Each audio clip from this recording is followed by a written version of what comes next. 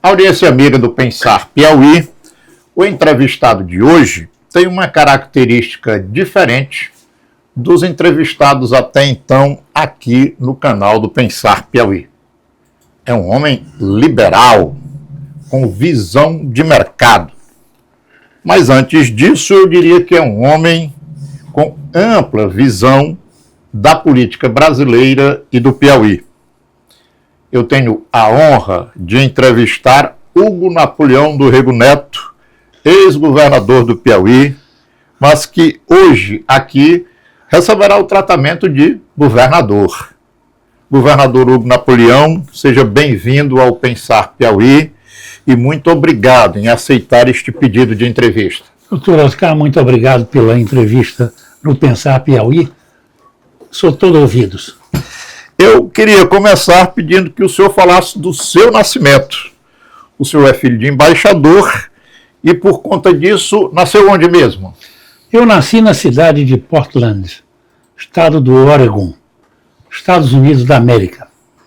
Interessante, Estados Unidos tem na costa pacífica, Portland, Oregon. Na costa atlântica, a nordeste, fronteira com o Canadá, Portland, estado do Maine. São duas Portlands. Significa em português terra do porto. Land é terra, port é porto. Uhum. Bem, meu pai era diplomata e era vice-cônsul do Brasil nessa cidade. Estava no serviço diplomático. Pela legislação, pela Constituição brasileira, aliás, todas as constituições, eu sou brasileiro nato.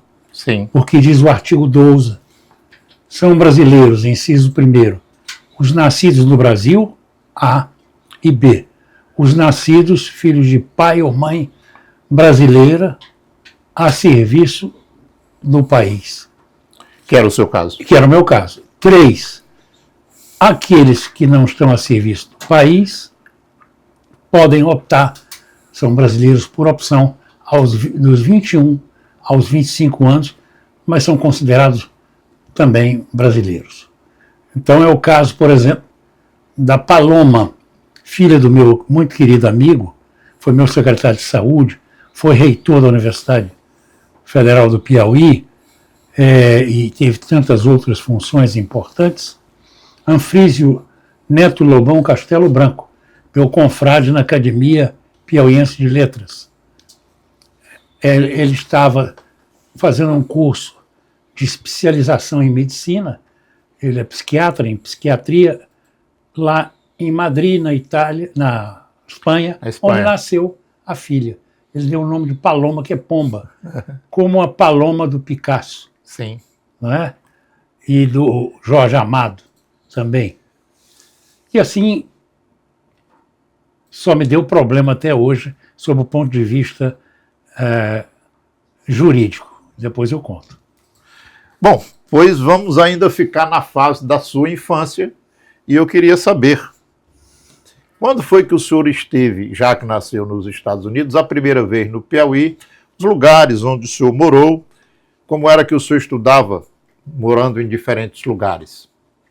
Bem, eu devo dizer que aqui falei que meu nascimento, só a única instituição que bem caracterizou foi a Ordem dos Advogados do Brasil, seção do Rio de Janeiro, de onde eu provenho, que botou natural de Portland, Oregon, Estados Unidos da América, nacionalidade brasileira. Todos os outros órgãos e carteiras foi uma luta na minha vida. Por exemplo, no Exército Brasileiro por opção, eu tive que requerer o certificado militar novo. Eu fui ministro da Educação, o Ministério da Educação me botou como brasileiro, nascido no Rio de Janeiro, porque eu dei a minha carteira da Ordem. Sim. Do Rio de Janeiro. Só que a carteira da Ordem ninguém lê no Brasil. Ninguém lê. É só ler lá, naturalidade, Portland, Oregon, Estados Unidos da América. Nacionalidade brasileira. E assim, Banco do Brasil foi uma luta. INSS puseram brasileiro naturalizado. O Tribunal Superior Eleitoral disse que o senhor é de José de Freitas. Porque quando houve eu sempre tive o título eleitoral correto. Quando era de papel, era nascido e imposto no órgão dos Estados Unidos, nacionalidade brasileira. Mas depois mudaram para o digital. Mas os juristas se esqueceram de inserir. E não tinha como, eu tive que botar naturalizado. Depois, de novo, eu falei com o ministro Lewandowski, que foi até poucos dias ministro da Justiça. Da Justiça. Ele era o presidente do Tribunal Eleitoral. Eu digo, presidente, aconteceu isso, não é possível. Vou mandar mudar. Mudou. Mas depois veio a digital. De novo errado. Não implementaram. No Brasil é assim, sempre assim. Uhum. Todas as instituições não dão atenção nem à própria Constituição, quanto mais à lei. Então, bom, eu ia falar da infância, né? A infância, meus estudos no exterior foram em Washington, D.C., na Murray School, nos Estados Unidos da América, e em Paris, na Escola da Comunidade Americana de Paris. Obviamente, isso me levou a aprender o inglês e o francês. O espanhol também, porque eu tinha uma babá que era mexicana. E o italiano eu aprendi de tantas vezes ir a Roma. Poliglota. Eu sempre falei latim também. Entendo um pouco de iraniano, um pouco de chinês, mas falo mesmo português, inglês, francês, espanhol e italiano. E a chegada ao Piauí? Bom, no Brasil eu estudei na Escola Murray School, em Botafogo, uma escola americana para crianças, English Course for Children. E depois no Colégio Padre Antônio Vieira, na Rua Humaitá, em Botafogo, fronteira do Jardim Botânico, onde eu fiz do 4º ano primário até o 3º ano clássico e estudei na Faculdade de Direito da Pontifícia Universidade Católica do Rio de Janeiro e trabalhei como advogado em 3 escritórios no Rio de Janeiro.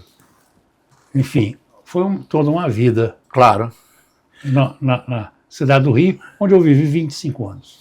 O senhor contando aqui que nasceu nos Estados Unidos, andou pela França, morou no Rio de Janeiro. Quando foi sua primeira chegada aqui no Piauí? Sim. No Piauí, desde muito menino, desde os 5 anos de idade, quando meus pais vieram para cá, me levavam, e depois, quando eles tiveram que viajar para o exterior, eu morei com meu avô Hugo Napoleão, de União, e minha avó Tidinha, Matilde, que era filha de José de Freitas. Tanto que meu pai tem um livro, Meu Avô José de Freitas.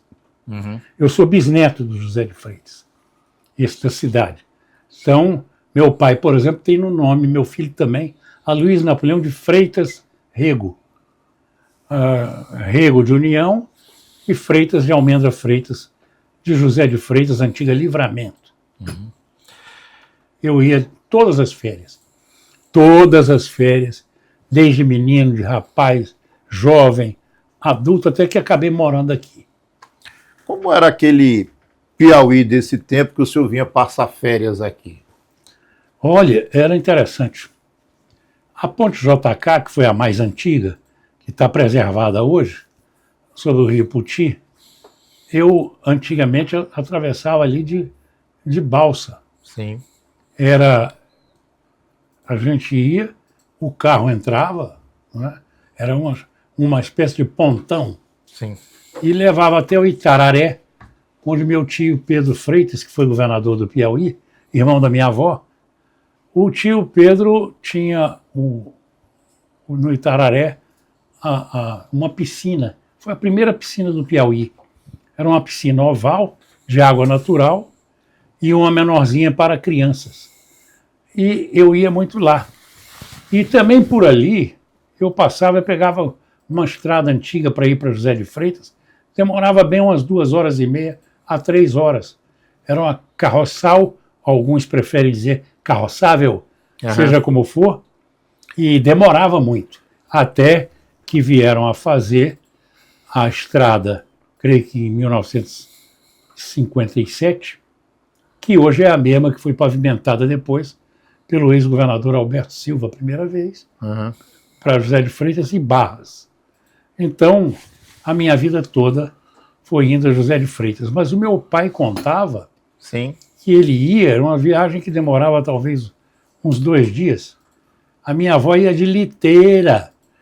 E o papai... que é liteira? Liteira é uma espécie de uma casinha com 2 portas laterais e com 4 cabos, onde 4 indivíduos põem nos ombros e carregam e aquela pessoa que vai na liteira. E meu pai dizia, eu era menino e andei no colo de minha mãe numa liteira para ir para José de Freitas. Então, eu já fui várias vezes, desde jovem, eu me entendo como piauiense. Quando o senhor falou aí dos estudos, né, seus, sua formação profissional é na área do direito, mas eu queria agora, sim, falar de política. Como é que foi sua entrada na política? Bem, eu sempre tive assim uma vocação por causa do meu avô Hugo Napoleão. Eu, garoto, eu via o meu avô se vestindo uma vez, por exemplo, era aquele no golpe do 11 de novembro de 1955, que foi um contragolpe, na realidade, quando o Marechal Lott evitou que Carlos Lacerda, Carlos Luiz, impedissem a posse do presidente Nereu Ramos, porque o presidente Getúlio Vargas tinha morrido no ano passado, o vice-presidente Potiguar Café Filho estava hospitalizado, tentou voltar, mas não conseguiu, e foram dar posse ao Carlos Luiz, e ele queria dar o golpe para evitar a entrada do Juscelino, que tinha ganho nas urnas as eleições.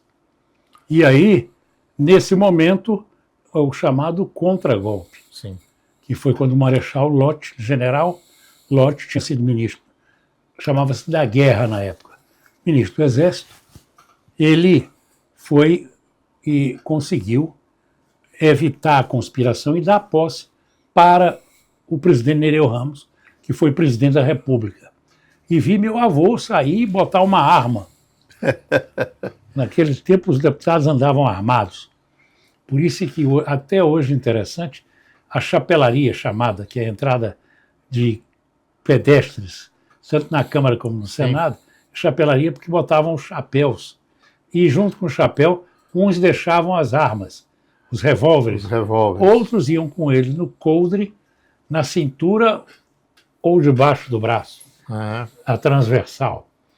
Mas meu avô, então, eu vi sair de revólver e foi para a Câmara dos Deputados, para uma sessão que durou até a tarde, para garantir a posse do presidente Nereu Ramos, de quem meu pai foi chefe de cerimonial da presidência da República.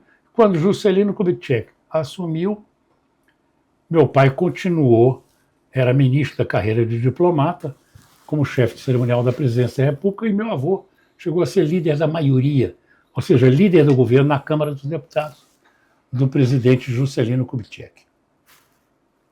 Essa é uma situação daquele momento, mas eu queria saber quando que deu o start no senhor, e o senhor disse assim, agora eu vou para a política. Estão me chamando, ou eu estou querendo. Aí eu fiquei entusiasmado com meu avô, e em 1970 eu queria ser candidato a deputado estadual. Mas o meu querido amigo e parente, ex-senador, ex-governador Freitas Neto, foi candidato a deputado estadual, não fui, ele ficou na suplência. Já em 1974, como ele foi candidato e foi eleito a deputado estadual, eu me candidatei a federal e fui eleito. A bancada de 8 na época, imagine. Na oposição, Celso Barros, que tanto nome deixou. Sim. E Adalberto Corrêa Lima, Pinheiro Machado, da Parnaíba, João Clímaco da Almeida Joqueira, o Dirno Pires Ferreira, o Murilo Rezende.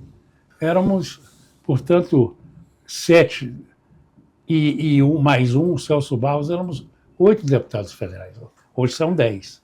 O senhor fez aí uma lembrança daquela bancada que foi eleita junto com o senhor, e eu queria submeter ao seu crivo um pensamento que eu tenho. Eu estou com 60 e poucos anos e venho observando o Congresso Brasileiro, e eu sou da máxima do Ulisses Guimarães. Você está achando esse Congresso ruim? Aguarde para ver o próximo. Eu acho a qualidade do parlamentar hoje aquém muito de outros congressos, de outros parlamentos. Essa é uma sensação errada minha, governador? Eu devo dizer que não acredito que seja tanto. Eu quero aproveitar e consultar aqui o que eu gostaria de dizer, por exemplo. Eu, quando cheguei em 75 e fui reeleito em 1978, fui colega aí, vieram Ludgero Raulino, Joel Ribeiro e tantos outros. Eu convivi. Gustavo Capanema. Ora, Gustavo Capanema foi ministro da Educação 11 anos. O prédio do Ministério da Educação no Rio tem o nome dele. Roberto Campos, uma sumidade. Sim. Fui colega dele no Senado. É isso que eu estou dizendo. Herbert Levy, que era diretor da Gazeta Mercantil, o jornal mais lido pelos economistas do Brasil naquele tempo. Petrônio Portela, Ulisses Guimarães, Arlindo Chinalha, Marco Maciel, José Sarney, Nelson Jobim, Delfim Neto, Raimundo Diniz, meu amigo de Sergipe, era um grande parlamentar, Djalma Marinho, do Rio Grande do Norte, Pedro Simão, do Rio Grande do Sul, Jabas Passarinho, do Pará, Franco Montoro, Mário Covas, João Calmon, Daniel Krieger, Arthur da Távola, Darcy Ribeiro e tantos outros. Pois é. Então eu citei aqui que era um congresso de notáveis aquele no qual eu participei. Pelo menos em todo o congresso. Um privilegiado, senhor. Fui. Aprendi com eles um pouco que eu sei. A modéstia. E, na realidade, eles, enfim, faziam parte das bancadas partidárias estaduais e sempre entre 10% e 15% o Congresso foi formado por notáveis. E todos acompanhavam. Sim. Hoje não é tanto assim. Não me fica bem falar, sobretudo não estando no Congresso. Mas não tem mais tem não. Aquele a nível minha sensação está correta. dos então. nomes que eu citei, lendo, que estão gravados aqui no meu celular. A minha sensação, então, está correta. É verdadeira, lamentavelmente. Governador, em 1982 o senhor foi eleito governador do Piauí. 1982. Queria que o senhor contasse um pouco do processo eleitoral, como é que foi. Foi uma disputa com Alberto Silva, não foi isso? Foi uma disputa com Alberto. Como é que foi essa eleição de 82? O doutor Alberto, de quem Petrônio era adversário, e eu também era, depois ficamos correligionários e amigos, ele veio me apoiar no segundo governo. Seu filho, Paulo Silva, é muito amigo meu, se dá comigo até hoje, e nos falamos permanentemente pelo WhatsApp, que era um grande homem, Roberto Silva. Sim. Sem dúvida nenhuma, foi um estadista. E o primeiro governo dele foi muito... 55, 86, Fique à vontade, fique à vontade. Vou botar no mudo. Não. Sem problema nenhum. O senhor pode desligar e aí a gente volta. Não. Silencioso, do jeito que o senhor achar que deve fazer. Não sei quem é. Eu devia ter posto no silencioso. Não tem nada, não. Me perdoem a todos aqueles Vamos que lá. estão ouvindo essa grosseria de minha parte. Voltando aqui, Alberto Silva. A gente estava Então, o Alberto na Silva fez disputa. o primeiro grande governo. Eu estava, inclusive, a estrada para José de Freitas e União. Foi um governo de realizações. Naquele tempo, Delírio Guerra de Macedo, também piauiense, era o secretário da SAREM, Secretaria de Articulação com Estados e Municípios, e do Ministério do Planejamento. O dinheiro vinha a fundo perdido. Não tinha contrapartida, não tinha obrigação do Estado. O senhor pedia 10 milhões de cruzeiros ou cruzados, conforme a época. O dinheiro vinha, caía na conta, fazia obra e fazia... Não tinha licença como ambiental, não tinha... O pão que o diabo amassou, como diz o ditado. Fazia tudo. Não tinha absolutamente nada. E, afinal de contas, eu gostaria de dizer que ele foi um excelente governador. Ele antecedeu Dirceu Arcoverde, Lucídio Portela, depois vim eu, eleito pelo voto direto, do Alberto Silva. Não havia eleições diretas desde o Petrônio Portela. Sim. 20 anos antes, no Brasil. Era eleição indireta, os governadores eram eleitos pela Assembleia Legislativa. Coisas do regime militar. Depois voltaram às eleições, com a abertura que o presidente Geisel chamava de lenta, gradual e segura, implementada pelo presidente Figueiredo, que no fundo era um democrata, porque ele mesmo fez a implementação. Depois veio a anistia, dada inclusive pelo Petrônio Portela, já ministro da Justiça. Então, o Brasil readquiriu, a partir de 1986, com a eleição de Tancredo Neves e a posse do presidente, muito querido amigo meu, José Sarney, e a partir daí, depois o presidente Collor e todos os outros, o Brasil voltou à democracia. Processo democrático. Mas vamos voltar aqui para 82. O senhor falou que depois fez uma amizade com Alberto Silva, com Paulo, mas teve foi uma eleição acirrada a de 82 ou foi calma? A eleição de 82 foi muito movimentada. Eu terminei ganhando com certa folga, mas era uma eleição muito acirrada mesmo. Foi séria, foi difícil. Vencida na marra. E eu quero procurar aqui, Fica à vontade. falou do meu primeiro governo, eu quero ver se desculpe, se eu tivesse sabido já me preparava, mas eu tenho aqui as obras do meu governo.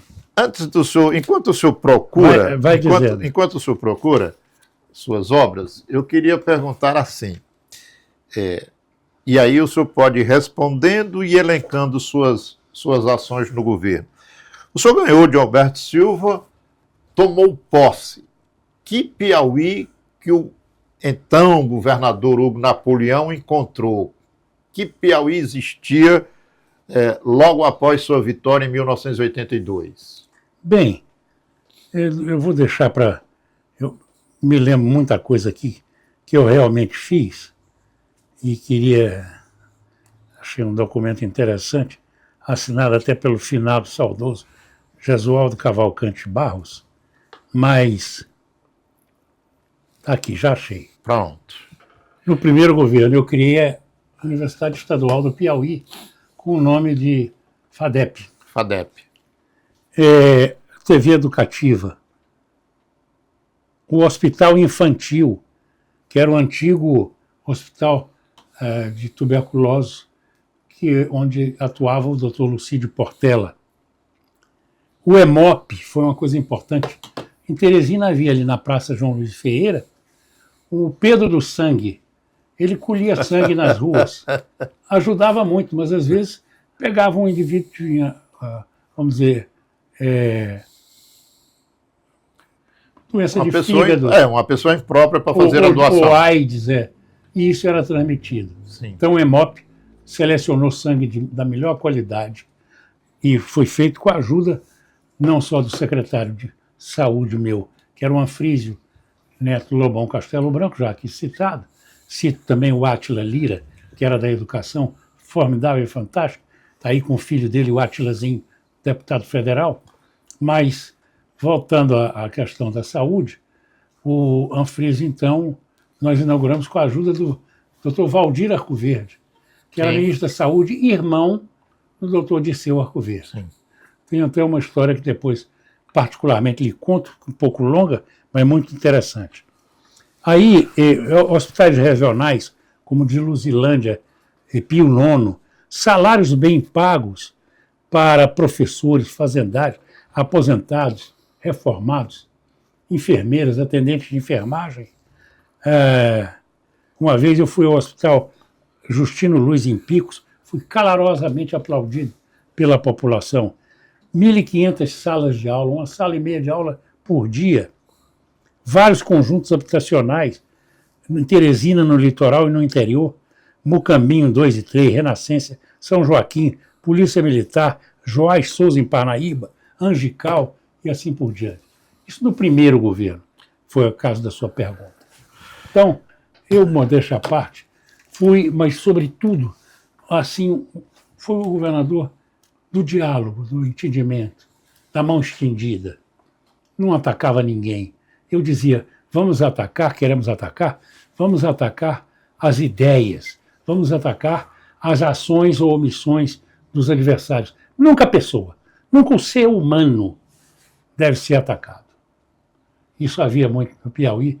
Eu mesmo fui muito atacado nessa campanha para governador.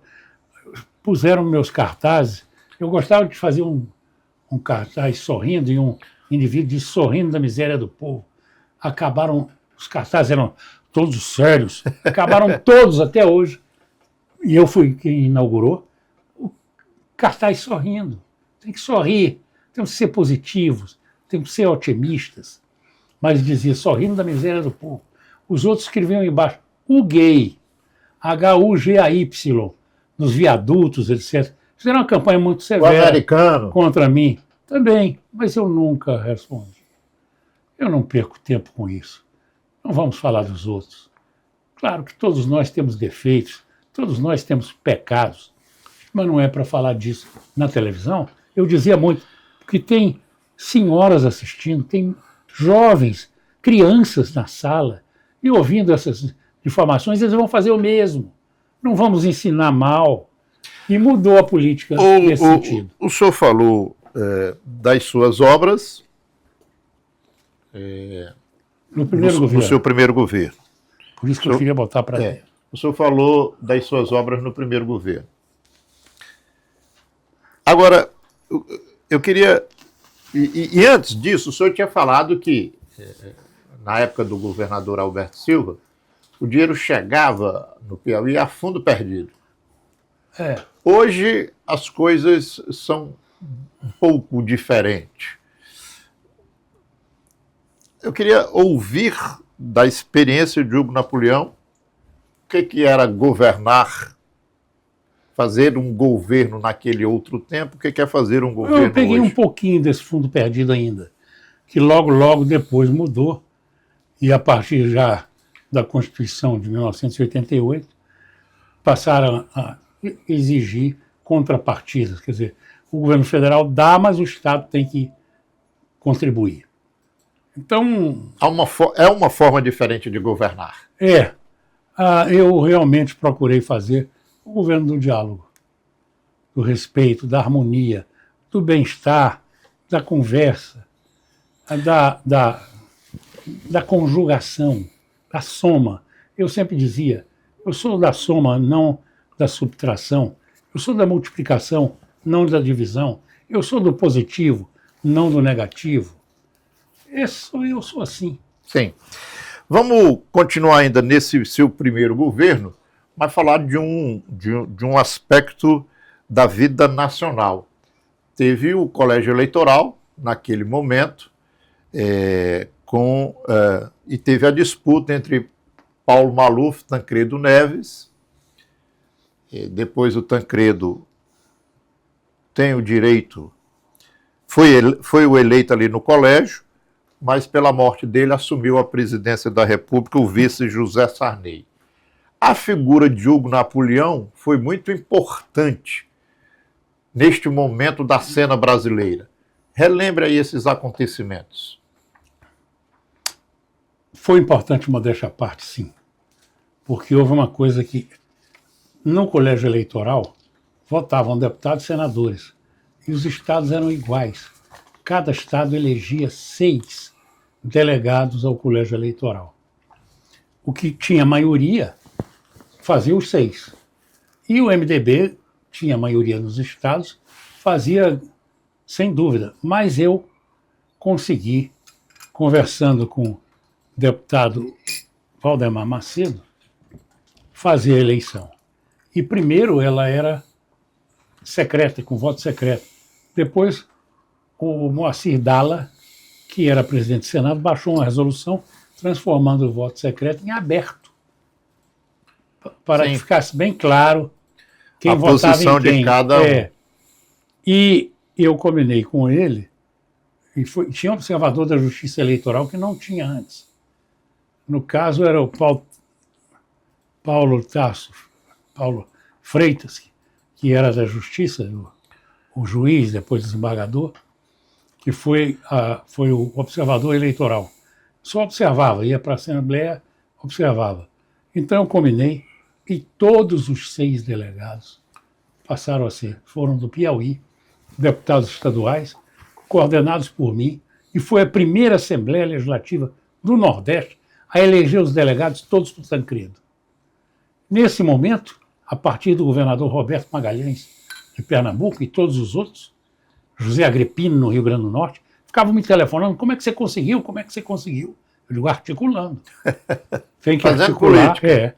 converse com seus deputados, e assim as assembleias então elegeram praticamente o Nordeste todo a favor de Tancredo Neves, e afinal de contas, até na Bahia, que era comandada pelo Antônio Carlos Magalhães, o governador era dele, indicado dele. Todos os estados assim fizeram, e assim ganhou Tancredo Neves no colégio eleitoral. Governador. Na convenção eu tinha votado no Andreasa, Sim. meu amigo saudoso, Mário Andreasa, que fora ministro do Interior, eficiente, no governo de Figueiredo. O filho dele é meu amigo até hoje, nós conversamos aqui no WhatsApp, sempre, ele mora no Rio de Janeiro, e Mário Andreasa Filho, e foi até a empresa que ele tinha, era cliente do meu escritório de advocacia em Brasília. Mas votei nele, mas quando fui para o colégio eleitoral, votei com Tancredo Neves. Eu queria entender, queria lhe ouvir sobre essa mudança. O senhor era um governador do Piauí alinhado com o governo federal, que era um governo, digamos assim, que tinha uma afeição com a candidatura do Paulo Maluf. José Sarney, no Maranhão, do mesmo jeito. Outros governadores nordestinos também ligados ao governo federal. Como foi que aconteceu essa ruptura, essa mudança? Não vamos seguir Paulo Maluf, vamos seguir Tancredo Neves. Eu fui comunicar ao presidente Figueiredo que ele não era muito simpatizante do Maluf, mas terminou aceitando. E eu disse a ele que acompanharia o Tancredo. A reação E dele? ele não gostou, ele disse assim: o Piauí para mim é uma mancha negra no mapa do Brasil a partir de hoje. Foi? Eu digo: eu sou governador de um estado da federação, não vou ficar mais um segundo nesse gabinete. Não vou ouvir essa, nem levar para casa. O Piauí é um grande estado. Me retirei. Foi mesmo? Saí e fui embora. Encontrei com o Marquesan, que era líder do governo na Câmara, e ele todo animado: você disse. Ele não podia dizer. Eu disse. Eu comuniquei ao ministro Golbery Couto Silva, que era seu chefe da Casa Civil. Comuniquei: eu vou dizer, o senhor vai dizer ao presidente? Vou dizer. Vou acompanhar o Tancredo. Eu não minto. E meu pai gostou demais. Papai adorou a minha posição. Muito bem. Bom, dessa época também é a criação do famoso PFL, Partido da Frente Liberal, e o senhor presidiu o PFL. Nós éramos do PDS, Isso. Partido Democrático Social. Acho que E essa resgatar ala essas nova, histórias. que foi mais liberal, sob a inspiração do seu grande, e foi meu antecessor na presidência, Marco Maciel, era uma sumidade, uma boa cabeça, né? Ele fundou com o nome Frente Liberal, porque na campanha era Frente Liberal e ficou Partido da Frente Liberal. Liberal como dizia o Roberto Campos, da economia de mercado. Eu não sou estatizante, eu não sou a favor da presença do Estado na economia, sou a favor da economia de mercado, da livre empresa, da livre iniciativa. Assim Ela é que eu cria apresentei. as empresas, os empregos, ela que dá empregos no Brasil e no mundo. Então, criamos o partido, eu fui presidente depois do Marco, depois foi meu amigo, com quem eu me entendo até hoje, Jorge Bornhausen, senador de Santa Catarina, e, afinal de contas, formou-se o Partido da Frente Liberal, que depois virou Democratas. E aí o senhor, então, presidiu logo depois do Marco Maciel. Foi. Eu sucedi 2 vezes o Marco Maciel. Uma em vida, que foi na presidência do PFL, e um depois dele morto, que foi numa cadeira na Academia Brasiliense de Letras. Bom, ainda no cenário nacional, né, o senhor foi ministro de Estado em 3 pastas, né? Educação, Cultura e Comunicações. Queria que o senhor relatasse essa experiência. O senhor tinha sido chefe do Executivo no Piauí, depois passa a ser ministro de Estado. Foi no governo do presidente José Sarney. Isso. Ele me escolheu ministro da Educação e depois, com a modificação que ele fez para aumentar a participação do PMDB nos ministérios, ele botou um ministro do PMDB, mas eu fiquei, no final de 87, 88, começo de 89, como ministro da Educação do Brasil. Nesse meio tempo, eu estava numa conferência do Grupo dos 8, que era o grupo de ministros da Educação de 8 países da América do Sul, no México. E ele me telefonou e me nomeou, com a saída do Celso Furtado, ministro da Cultura. E aí depois eu passei para o José Aparecido. E ministro das Comunicações, quando eu introduzi o celular, dupliquei as linhas DDD-DI da antiga Embratel Pública, fiz a telefonia, enfim, em todos os celular, em todos os estados do Brasil, com o governo do presidente Itamar Franco. Então, eu queria, quando eu falava aqui do seu governo de 82, o senhor puxou o celular em busca das suas realizações como governador. O senhor já falou que o senhor trouxe, quando ministro das Comunicações, o celular. Fale de suas ações como ministro da Educação e como ministro da Cultura. Como ministro da Cultura, foi um espaço pequeno entre esses 2 ministros, eu trouxe muitas bandas de música. Como ministro da Educação, eu trouxe muitas salas de aula, escolas para o Piauí, e nós éramos responsáveis pela área de saúde pública, de educação.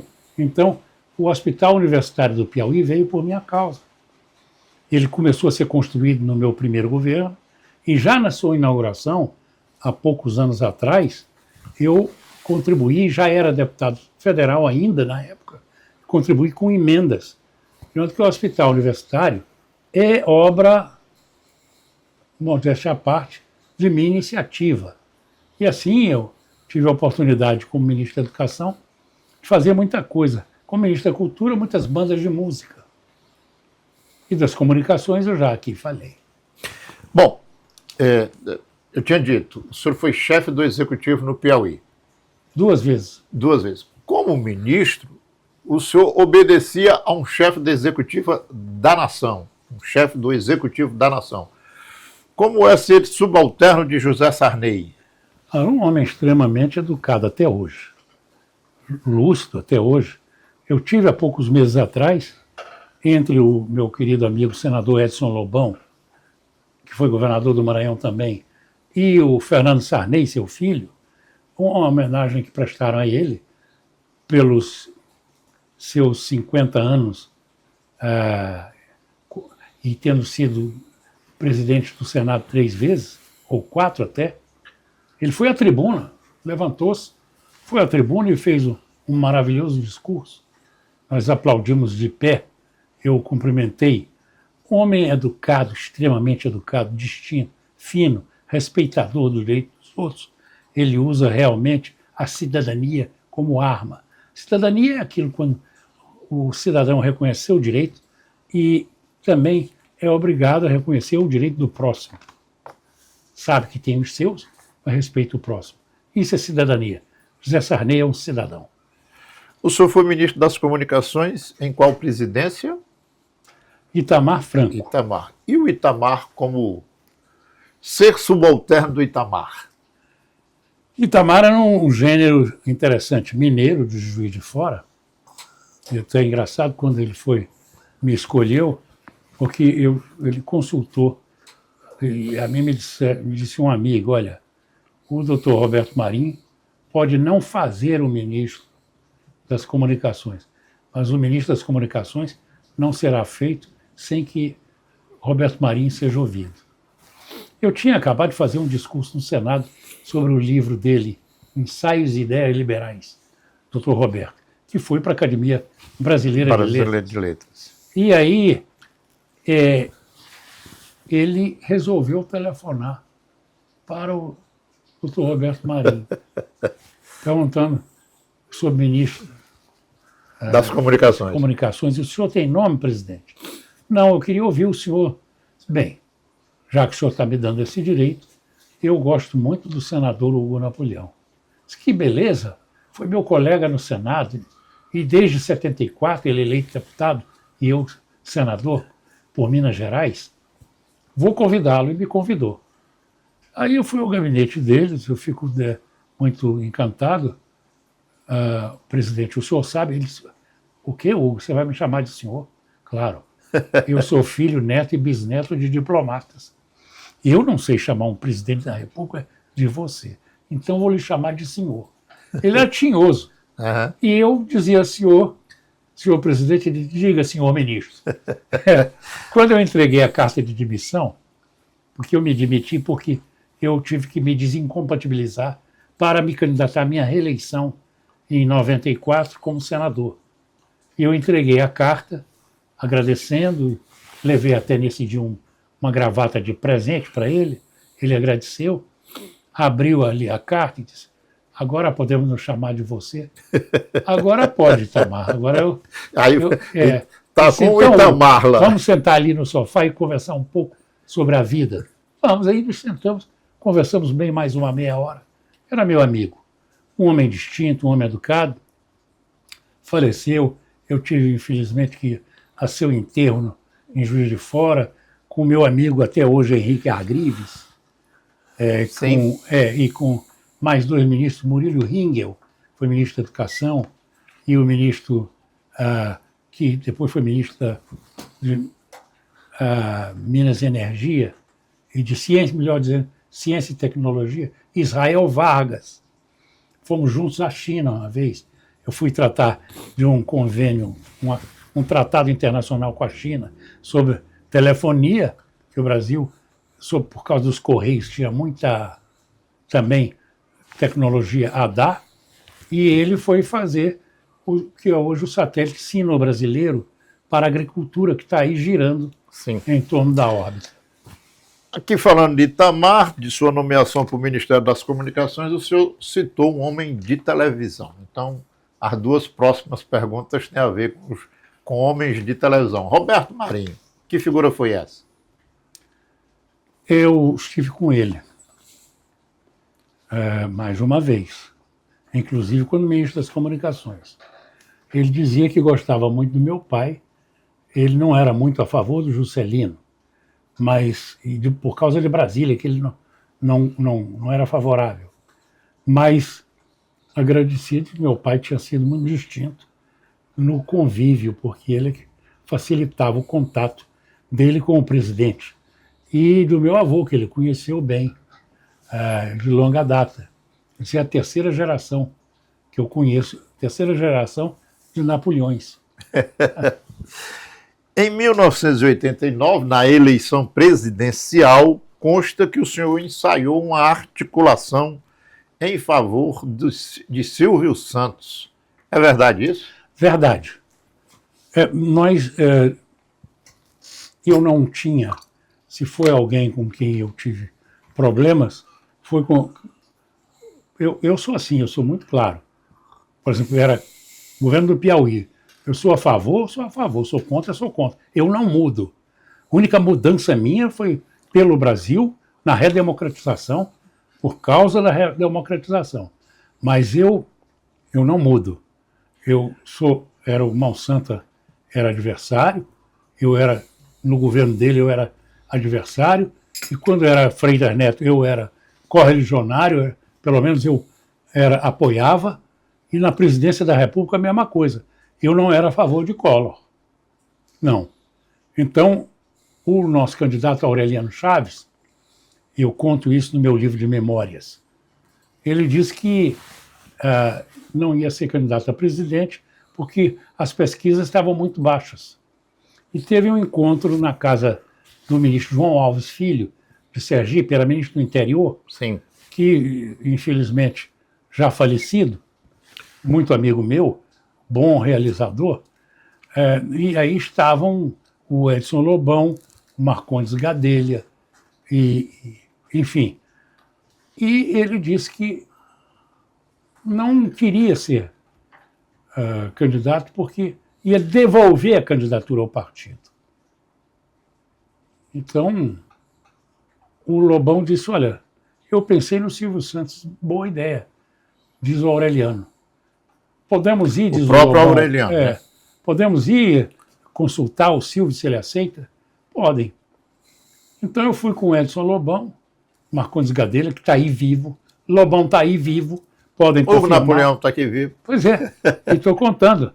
E aí eu fui lá com ele, convidamos o Silvio Santos, que disse que é a reação do aceitaria. Silvio. Não, ele aceitaria.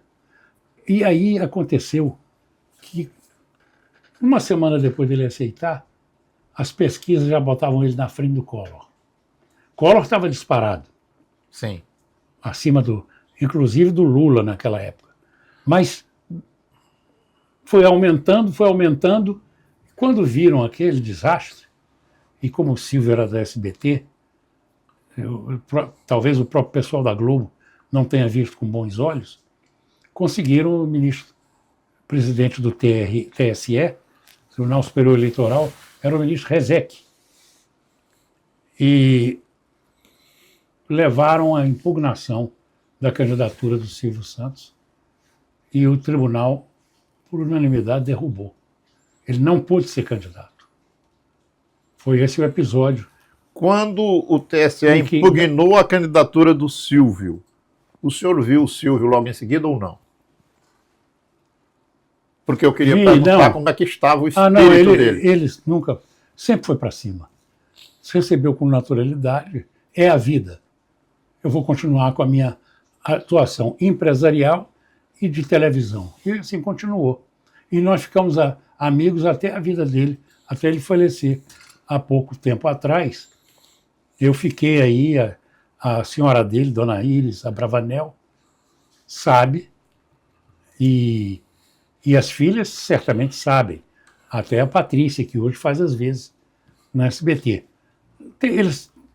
Eles ou elas têm conhecimento. Agora vamos para a política aqui do Piauí. Em 2001, o senhor volta ao governo do estado após a cassação do governador Mão Santa. Mas, após a eleição do Mão Santa, o senhor havia impetrado uma ação de impugnação de mandato eletivo contra o Mão Santa. O senhor acreditava mesmo na cassação dele? Não, acreditava porque eu tinha provas, eu apresentei provas do quanto tinha havido abuso, o uso da máquina na reeleição dele. Então isso foi, mas o Tribunal Regional Eleitoral aqui do Piauí passou 2 anos e quase meio Sim. sem julgar.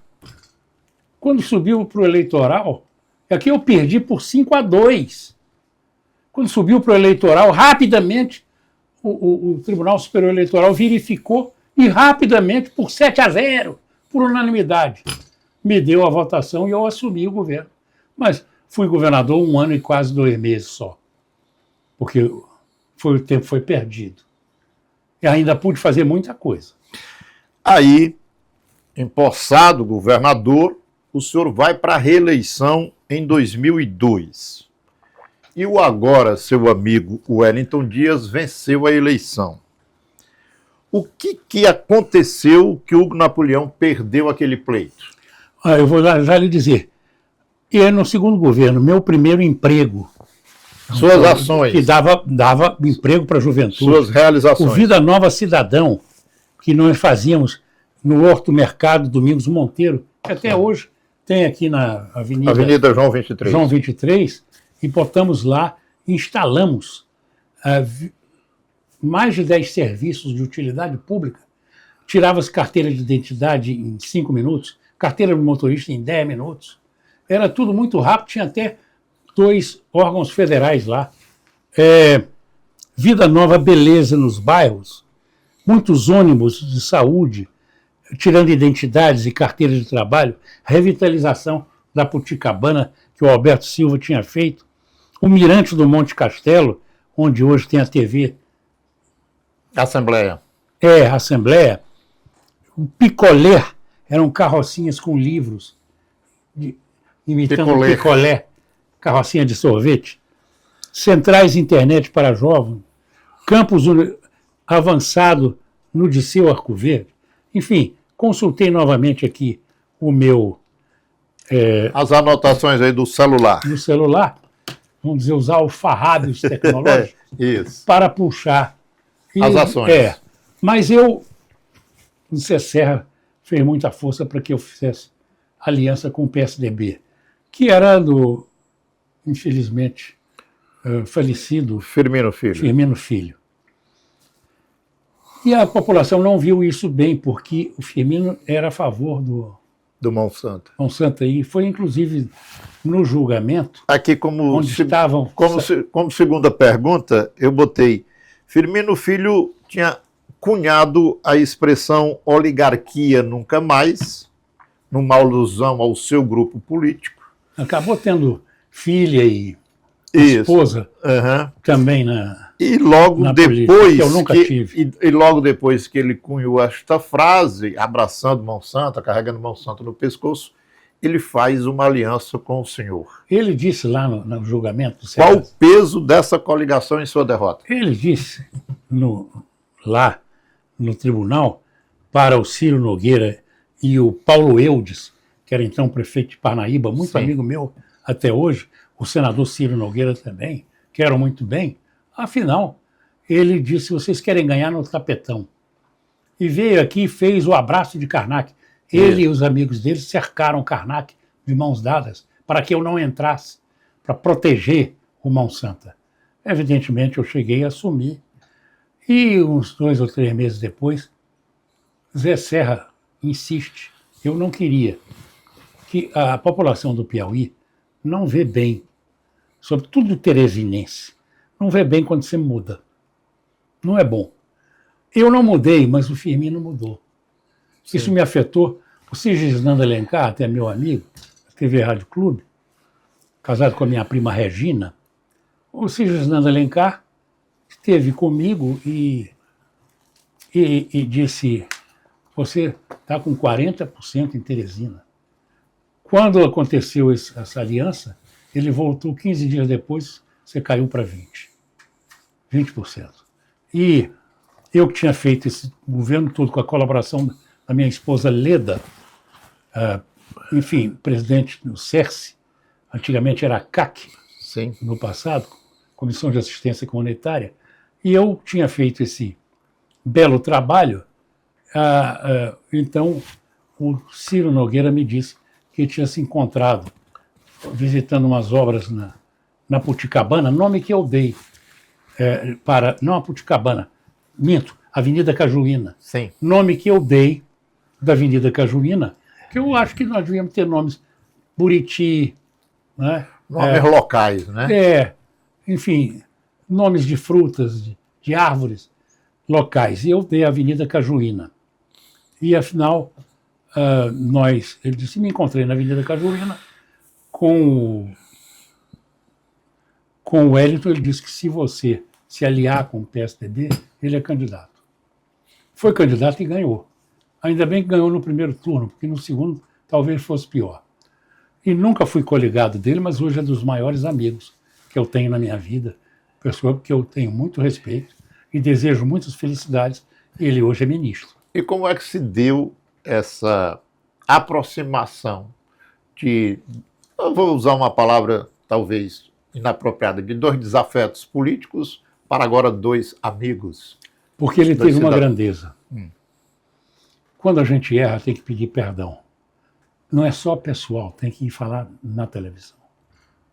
Tem que ser ao público, na televisão, no jornal. Afinal, não todos são figuras eu públicas. faço mal publicamente ao senhor e vem depois, olha, doutor Oscar, desculpe, eu errei.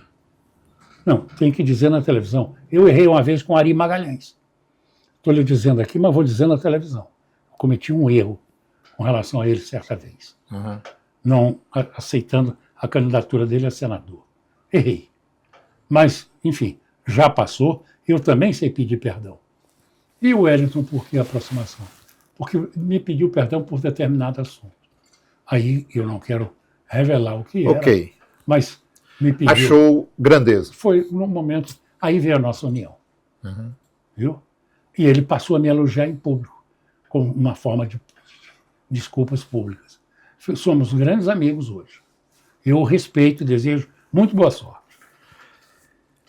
Eu vou levantar aqui uma hipótese.